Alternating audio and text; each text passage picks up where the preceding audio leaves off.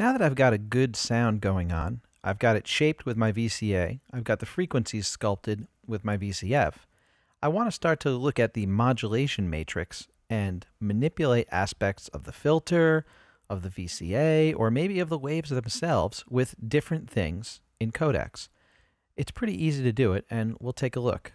I believe it was Morpheus who said, nobody can be told exactly what the matrix is. You have to see it for yourself. The modulation matrix has 6 different spots that we can work with. And basically the way this works is you have a source, something that is going to give you data. You have a destination. Where is that data being sent to? So it's all about numbers. Your source gives you a number, and the destination takes that number and applies it. And then your modulation wheel in the middle determines how much of that is going there. It's scaled from 0, no modulation, to 100% modulation. You've also got a phase invert button where you can flip it around. So instead of adding, it's subtracting. You can make that wave shape or whatever it is backwards. And we've got an enable button in the upper left corner of each modulation slot. Let's do one that's really easy to understand and really easy to see and hear. I'm going to go to modulation slot 1 and enable it.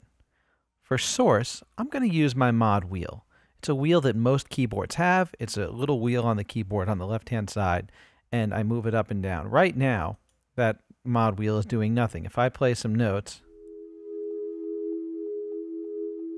and I move it up and down, it's not really making much of a difference. But let's make it make a difference. So I'm going to pick mod wheel as my source. And where do I want that to go? So I know the mod wheel can go from a value of 0 to 127. Where do I want to add those 127 possible values to? Let's adjust the scan 1 start. So I'm looking at this first wave, and I'm going to adjust the start point. It's as if I'm grabbing this guy and changing what I'm listening to in that wave. Well, now, instead of doing that with my mouse and finger, I'm going to use the mod wheel on my keyboard. So I'm moving the mod wheel, and wait a minute, still nothing's happening. That's right, I need to tell it, I need to apply the modulation and turn it up. So now that I've done that, as I move the mod wheel, look at that scan 1 position. I can shake it. I can move it slow.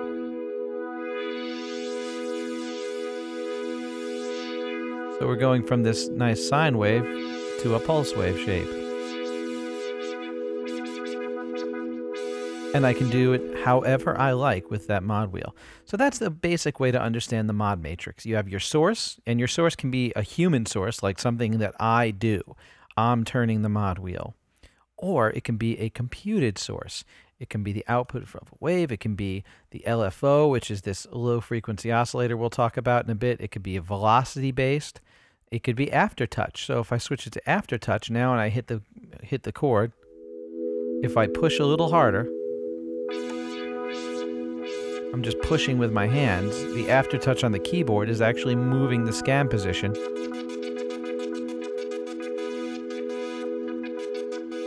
It's moving the scan position of the wave. So you have a source, which is a human source or a computed source. And then you have a destination where you're sending it, and then you have how much of it you're sending. So if I send a little bit less, it never actually makes it all the way to the other end of the wave because I'm not sending it quite so much. If I give it a little more, there we have it. And if I give it 100%, it can get all the way there. So that's the way the modulation matrix works.